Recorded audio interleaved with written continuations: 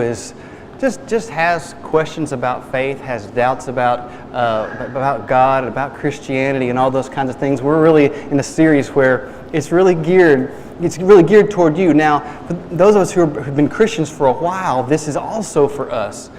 Not only because, and it had a lot of stuff to deepen our faith, I hope, but also because, man, we're out there sharing our faith with people, and people have questions, and for us to deal with some of those questions and to feel comfortable with those questions is a big deal as we go out and try to help people know Jesus. As we were preparing for this series, I started watching some debates between well-known, outspoken atheists like Richard Dawkins, Christopher Hitchens, and Christians like John Lennox.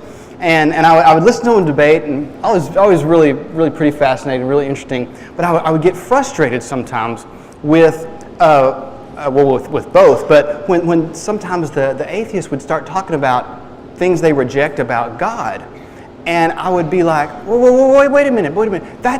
That, of course you reject that about God. I reject that about God. That's not the Christian God. You're talking about something else besides the God that is presented by Jesus in Scripture. And I would be like, oh man, I would talk to the computer screen. It's like, oh, of course you walked away from that God. I would walk away from that God. I don't believe in that God. So many times, the picture we have in our minds, or that we think other people have in their minds about God, is so very different than the God of Christianity. They've done all these studies, and there's disagreement according to what the percentages are, but of the 17, 18, 19-year-olds who grew up in church, a huge percentage of them, when they get their freedom, they leave home, they go off to college, go to work, whatever they do at 17, 18, 19 years old, they walk away from church, and many of them totally walk away from their faith. And that's disturbing, because when your college kid comes home with college questions and they get Sunday school answers, it just doesn't do it. And I just feel for that, because I remember being 18, 19 years old and just questioning everything. I mean, I was at a Christian college studying Bible, and all of a sudden, all these questions of quoting everything just started flooding in on me. I remember one time talking to a Bible professor about some of my questions, and he pointed me to this little book called Your God is Too Small. A little book by J.B. Phillips, Your God is Too Small. And really, the cover of it said it all, that a lot of my problem was that my God that I had formed in my mind from my childhood simply was too small, was too limited, could not handle the adult questions that I was throwing at it. My faith needed to develop, my faith needed to grow, there's something needed to change. One of the things that sparked this series was a little over a year ago, a guy named Andy Stanley, who heads up this humongous church in Atlanta. He did this series that I watched online. It was called Who Needs God? You could Google it, Andy Stanley, Who Needs God? And this series really kind of partly inspired what we're doing this fall. And one of the lessons was especially what I'm going to talk to you about today, especially inspired by, and a good bit of the content comes from one of those lessons he did in that series. And if you are at all interested in this series that we've had, you would love that. You can look that up, and it's really good. Today we're going to talk about commonly believed in gods that do not exist. Okay? Commonly believed in gods by Christians, by non-Christians, that simply are not the Christian God. So let's start off with this. Let me talk to you about the Bubblewrap God, okay? And we're just going to have little cutesy names for this.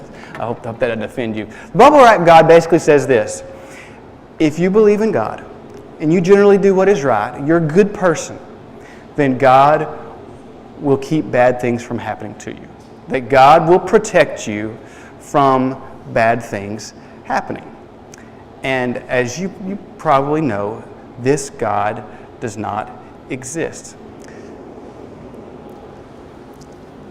Christianity was born when the best possible person had the worst possible thing happen to him.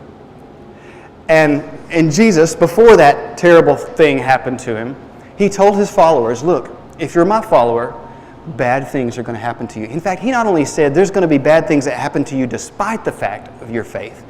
Jesus said there's even going to be bad things that happen to you because of your faith. And certainly that is exactly what happened to Jesus' early followers and to basically all Christians for the first 300 years. When you became a Christian, your family largely turned their back on you. When you became a Christian, you had a very good possibility of losing your job, losing your income, losing your house. You had a possibility of losing your freedom, to being thrown in prison. You could be killed because of your faith. So the first 300 years of Christianity, Christians had it rough. And nobody was saying, hey, if you'll become a Christian and you're a good person, God won't let anything bad happen to you. That would have made absolutely no sense at all to the early Christians. And we know this is true. However, we struggle with this God. Wednesday, this was fascinating to me. Wednesday night, Erin taught the first through third graders while we were doing our adult groups, and she had like 17 first through third graders, which is awesome. And on the way home, I asked her, how did it go? What did y'all do? What did y'all talk about? And she said, well, this was neat. She said, when we got to the application part of the lesson, the question that I gave the kids was, what has God promised you? It was about on God's promises. So tell me something. What is a promise that God has made to you? And one of the kids raised their hand and said, "Oh, God promised that He'll protect us, and that will nothing so that nothing bad will happen to us." And of course, at that moment, you're a teacher. You're like, "Okay, how do I respond to that?" And she said, "Well, you know what? God definitely is with us. God loves us. He's always there. But Jesus told us that bad things will happen to us, even though we follow Him. There will be bad things that happen." And she kind of got in that conversation of that happen, which is such an important conversation to have with kids, isn't it? I mean, that's huge, because somehow, and it's not even because we teach them this, somehow we kind of communicate that if you believe in God, then bad things won't happen to you.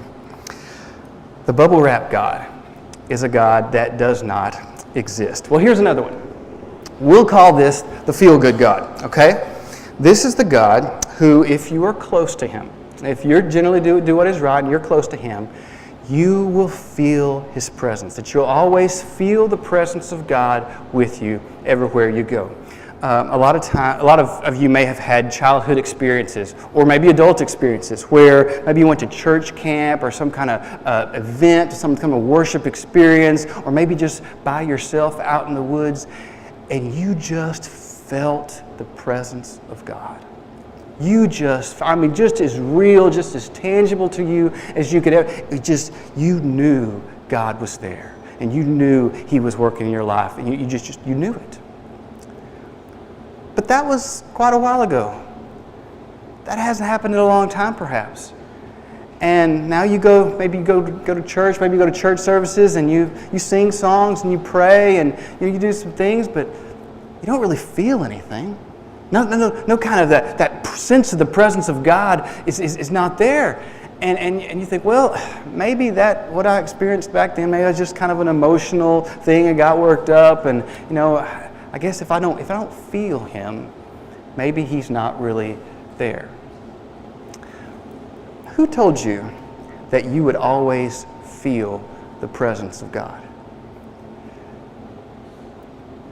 It's true that if you pause from your busyness and you take time to spend time with God in prayer, that you really do devote thought to Him and prayer to Him and spend time doing that, yes, you're going to be more likely, certainly, to feel the presence of God more in your life. And if you are someone who is stepping out in faith, if you feel God calling you to do something, and it's outside of your comfort zone, but you do it anyway, and you serve people and you love people even when you don't want to, but you do, you are more likely to feel God's presence. There's no doubt about it. But the truth is your feelings don't necessarily tell you anything. Your feelings are not trustworthy. One of the worst advice that we can give to somebody is, well, just follow what you feel. Follow your feelings. What do you feel like doing? And just go with that. Boy, if I just follow what I feel, you got a disaster, okay? Disaster. If I do what I feel like doing whenever I feel like doing, man, you got a mess, okay? Because our feelings are not reliable indicators of reality. And my feeling God's presence is not necessarily a proof, an evidence for or against God in itself. Now, I'm not saying that we can't have experiences with God that are powerful and that are very real, but just because I don't feel His presence at a given time, that is not an argument whether or not that He exists. None of us always feel God's presence. In fact, some of the most spiritual people in history would talk about long stretches of their life they would call like the dark night of the soul, when they just didn't sense the presence of God. And really, your faithfulness in those low times, in those times when you don't feel God, your faithfulness to God through those times can be an incredibly faith-growing experience, even though it's certainly never fun. The feelgood God does not exist. And here's a fun one. We're going to call this the Grandpa God. The Grandpa God is the God who wants to give you everything that you ask for. He wants to get, at least wants to. A lot of you have kids, and a lot of you have kids who are wearing clothes that you cannot afford. Where did they get them? Grandparents. They got them from grandparents. A lot of you, your kids have toys that they would not have. My family had a lot more money when I was a kid than my family has now, okay? I had more money as a kid than I have as an adult, okay? I'm just pretty sure my kids have more toys than I did as a kid. Why? In part, grandparents, okay? Now, I'm not ragging you grandparents or something, but something happens to y'all. When you were raising us kids, you were as tight-fisted and you were as hard-nosed, and then all of a sudden we had kids, and oh man, it was just whatever you want. It's all good. Eat pizza every day. It's all fine. Ice cream, just and you have no boundaries at all. It's like, what happens when you turn to be a grandparent? I don't know. I can't explain this. But a lot of us have the idea of. I'm sorry. I'm not really. I know all of you grandparents aren't that way. Probably are though. A lot of us have the idea of God as sort of the grandpa or grandma God who just wants to give you what you want. Now, kind of making fun of that a little bit, but we all have what we consider very reasonable requests, very maybe even unselfish requests. This God, this is not about, this is for somebody else. And I have these reasonable requests that I bring to God, and if I were God, I would answer them right. I would answer them the way I'm asking Him to answer. God, surely You're at least as good as I am. And if I was, somebody else was praying this prayer to me, I would say yes. So, reasonably, we'd expect God to do the same. Quite a few years back, the first time Erin and I got pregnant, we realized, she's pregnant. Wow, we've got a baby on the way. All that goes through your head. And as soon as we found out, we were praying about this baby. We're praying, God, please, bless this child. Please keep this child safe. Just a few months earlier, my brother had a miscarriage, or actually his wife had a miscarriage. And so that was on the mind and everything. And knew that could happen. God, we just pray for the safety of this child. And when we would pray, God, we want this child to be someone who loves You and honors You and makes a difference in this world. And we pray these really good prayers about this child. And constantly, every day, multiple times a day, pray that God would bless and be with this child and keep this child safe. Well, 14 weeks into pregnancy, we had an ultrasound, and the child had passed. It was a miscarriage. And that was a real faith struggle, because this was a prayer for me personally. This was a prayer that I prayed constantly every day for weeks and weeks and weeks and weeks and weeks. And it seemed like a relatively unselfish prayer, desiring good, and certainly it just seemed like a no-brainer. Why would God not answer that prayer the way that we asked? Why would He not? And so that caused that faith struggle. A lot of you have experienced that. God, why would You not answer? Because if I were God, I would at least, I'm good enough that I would answer yes to that prayer. The Grandpa God The God who answers your prayers the way that you desire Him to simply does not exist. And you know He does not exist. And at a certain logical level, you know He could not exist. Have any of you ever seen the movie, I can't even remember the title now, that Jim Carrey and Jennifer Aniston, I think, were in this. And in this movie, Jim Carrey becomes God. Somehow, a weird thing, he becomes God. And he just decides that he's just tired of dealing with all these prayers that he's hearing all the time. And so he just answers all of them yes. He checks yes for everybody's prayer. And of course, the world basically explodes, okay? Everything goes wrong because you cannot answer everybody's prayers yes. And so we know that God does not exist. But there's an emotional thing there that's difficult for us sometimes because God does not always answer. Even those prayers that seem no-brainers to us, does not always answer them the way that we desire Him to do it. The Grandpa God does not exist. It's what Andy Stanley calls the gap God, and I can't think of a better title for it.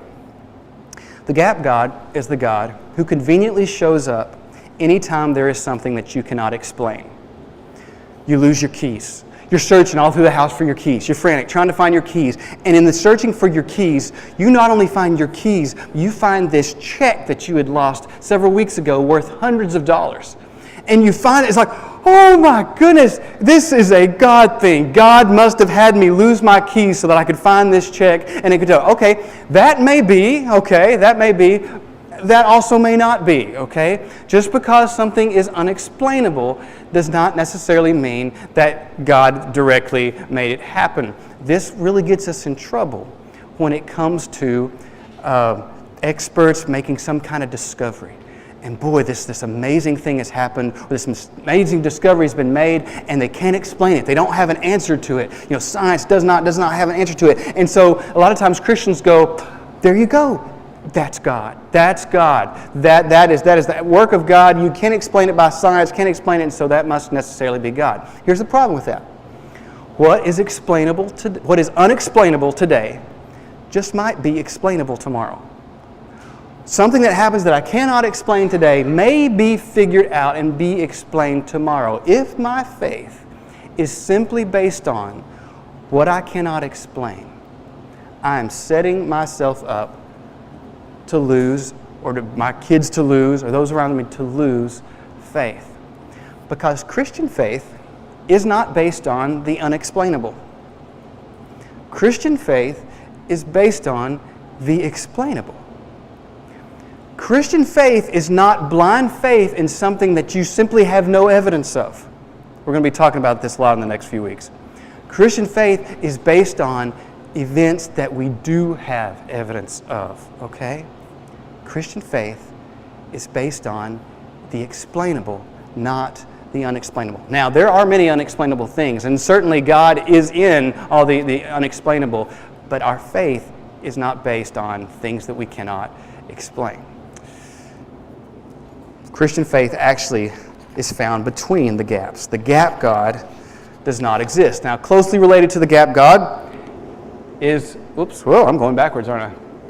Is the antiscience God. This is the God that we encountered a lot last week. Now, a lot of you may think that because Madison talked about macroevolution and God, the creation of life and everything, a lot of you might necessarily think that that's the way I view the way things were created. And I'll have to tell you, it's not. Now, I don't buy into the macroevolution theory yet. Okay, and I put that yet on there because that's not my field of study. I'm not into that. That's not my... Now, I'm going to read that book that he talked about, the Francis Collins book, the geneticist stuff. I'm going to probably get into that more. And you know what? My opinion on things are likely to change.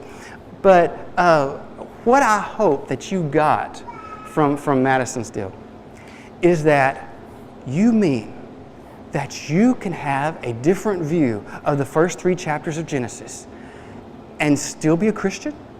You mean that you can think that God created life over this incredible amount of time and didn't just do a literal 7-day creation and do it and still be a Christian?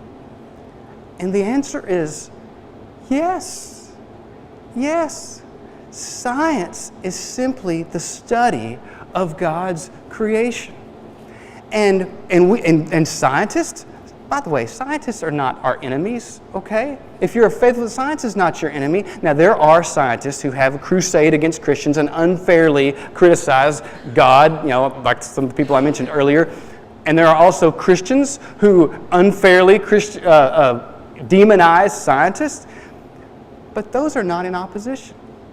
Science is the observation of God's creation, and we form theories based on the things that we find. And you know what? Yes, those scientific theories tend to change with time as more discoveries are made. I was reading an article the other day about some scientists talking about the Hubble telescope and all the discoveries that have been made through the Hubble telescope. And in a couple of years, they're going to launch a new telescope that should be able to see far farther than the Hubble telescope can now. Farther into the past, because the speed of light takes a long time for light to get here from billions of light years away and all that kind of stuff. So they'll be able to see farther into the past with this telescope. And one of the scientists says, I figure that when we're able to look through that telescope, we're going to be surprised by a lot of stuff. There are going to be some surprises. And what he was saying was, we're going to discover that things are different than some of our previous theories have expressed. Our understanding is going to grow, and our theories are going to change and be modified, because that's the way it is with science. You discover, you grow, and you explain based upon your knowledge, and that is good. Science is not our enemy. Science is the study of God's good creation. And no, theories are not infallible. Theories change with time, but we don't have to be afraid of what science discovers. We don't have to be afraid of those theories that are based on the discoveries that are made.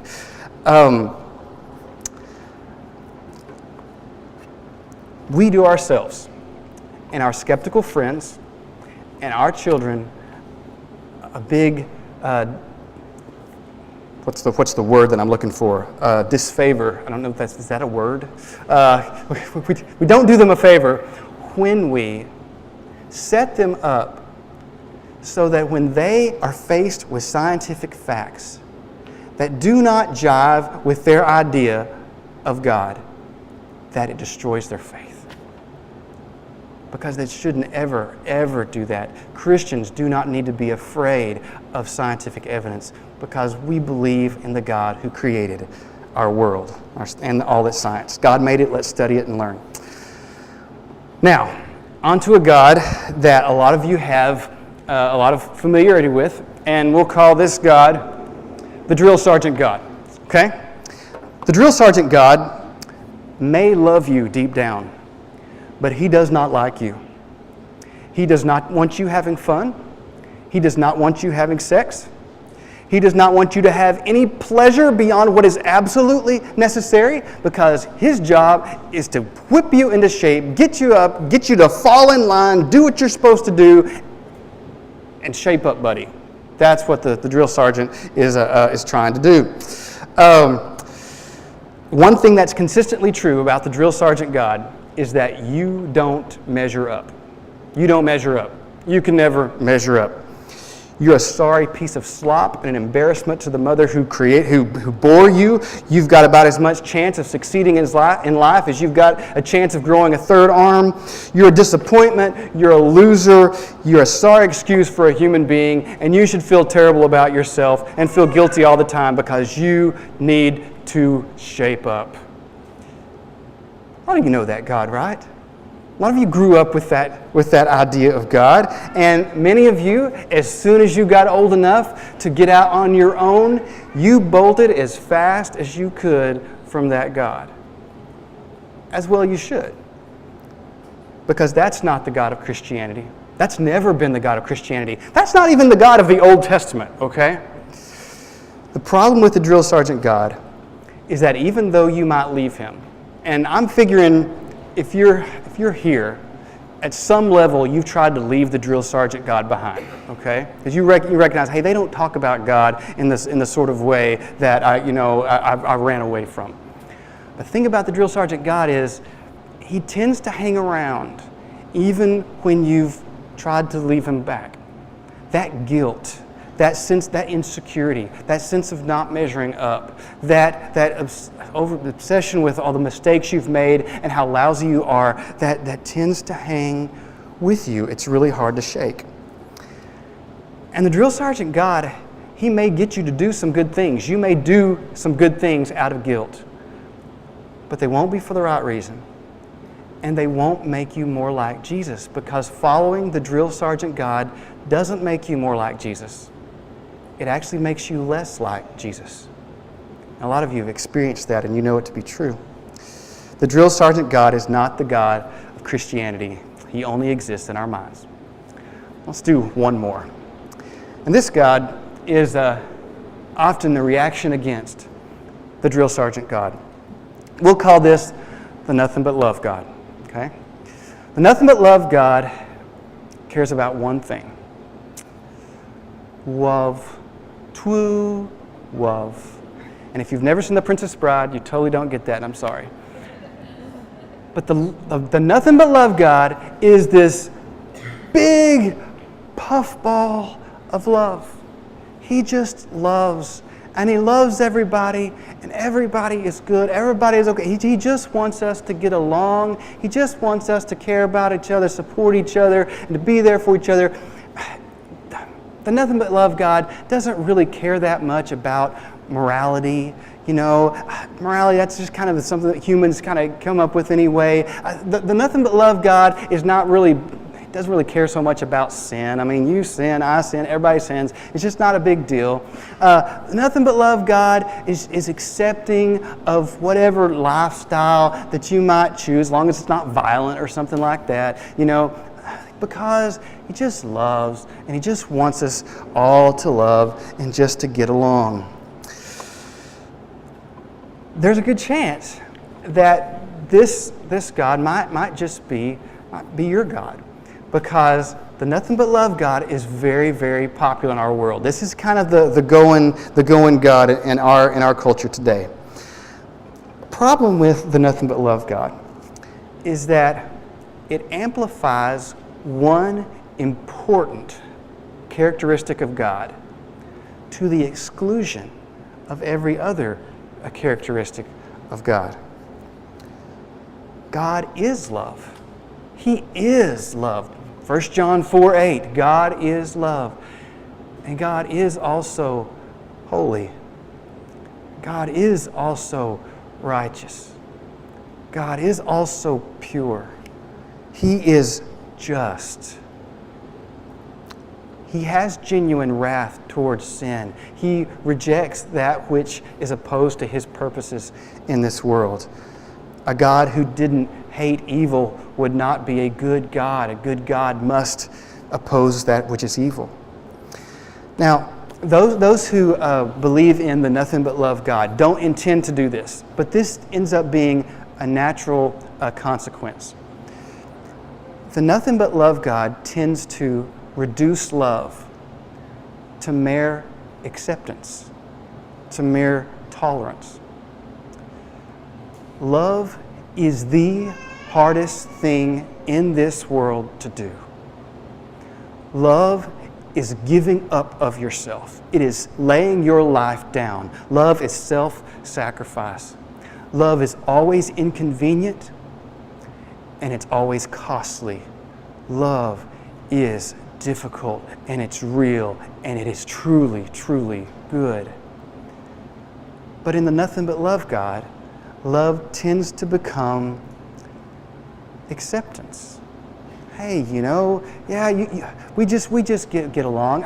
Okay, you do that stuff. That's fine. That works for you. It's all good. I'll do my thing. You do your thing. We'll just get along. God accepts all belief systems. They're all headed the same way anyway. Everybody's going to get to God just in their own different way. And so let's just get along. Love becomes something that's mere tolerance, more acceptance of people and behavior rather than actually loving them, rather than actually giving your life up for them. Those who follow the nothing but love God sometimes will say, if they're Christian in their beliefs, they'll say, well, just be like Jesus. Just be like Jesus. He was a nothing but love. But then you actually read the Gospels. We actually read Matthew, Mark, Luke, and John that tell about the life and the teachings of Jesus. And you find out that Jesus just doesn't resemble the nothing but love God. Yes, he talked about love a bunch. He also talked a whole lot about judgment, about sin, about being right with God. If you have walked away from God because the nothing but love God just didn't seem real, then you're right. The nothing but love God, as popular as he is, does not exist. I'm sure there's many more, but here's just a sampling of some of the non-existent gods that get passed off as the Christian God. The Bubblewrap God, who doesn't let anything bad happen to you. The feelgood God, who you always feel his presence. The grandpa God, who is going to answer your prayers the way that you want him to. The gap God, who is the explanation for all the unexplainable things in your life. The antiscience God, who doesn't want you to study his own creation. The drill sergeant God, who just hammers you with guilt and hammers you with the feeling of not being good enough. And the nothing but love God, who just wants everybody to accept everything and just get along because love is all there is. Here's the point of all this, okay? I realize this has not been a Bible lesson, okay? The point of all this is to simply say this. If you've walked away from God, or you're tempted to walk away from God, or you're in the process of walking away from God, because your idea of God was like one or more of these gods, I don't blame you. I've had to walk away from these gods too. When a lot of us were kids, we were given an explanation as to how the presents under the Christmas tree got there. And as we got older, that explanation had to evolve. A lot of us, when we were kids, we were told how babies came into the world. And as we got older, those explanations had to evolve. A lot of us, when we were kids, we were taught about God. And perhaps for a lot of us, that explanation didn't evolve, didn't grow along with us. And so it is very possible for us to go around with a kindergarten Sunday school faith that when it is bombarded with the difficult questions of life simply cannot hold up. Now some of you may be like, look, I don't even question any of this stuff. I've never questioned this stuff. I don't even know what this has to do with me. I'm a Christian. I know what I believe. Well, let me ask you this. Are you ever around people who don't believe? Do you ever try to share your faith with someone who doesn't believe there's a God, who doesn't believe the Christian God of the Bible? And if so, how do you explain your faith? Because it's just what I believe is not going to be good enough. How are you ever going to share your faith with non-believers if it's just the Sunday school faith that you've always had and just decided that you're going to believe? In fact, I would venture to say that most likely, if you haven't had a period of time where you questioned your faith and you asked hard questions and you dove into those questions, there's a good chance that what you think is faith is just a lazy acceptance, and it doesn't turn you into a passionate follower of Jesus who makes a difference in this world. Listen, we don't want to just be a people who just assent to a certain worldview. Hey, this is just a team that I'm on. I'm on this team. This is what I believe, and that's what I believe. It's what I've always believed. It's what I'm going to believe. That's just the team that I'm on. That's going to help no one. for you to know what you believe and why you believe is super important, even if you're not going through all this kind of questioning right now. And if you are going through this questioning, please know that the God of Christianity does not expect you, as Madison talked about last week, it does not expect you to turn your brain off. Does not expect you, does not want you to stop thinking and just believing. I remember a song that I heard in college where it says, I just need to start listening to my heart instead of my head and quit thinking about things and just believe. Let me tell you, there are times, there are steps of faith you have to take. All of us. If you're an atheist, you have to take some big steps of faith, okay? Faith is part of it, no matter what you decide to believe. But Christianity is based on evidence in this world that yes, there is a God, and yes, that God is found in Jesus. And I hope you'll hang with us through the next few weeks as we begin to unfurl some of the evidence of who God is, what the Bible is, and to help you to form your own faith if you haven't already. So we want to have a grown-up God. We don't want to live our lives with a kindergarten faith. We want to have a grown-up faith. Would you pray with me?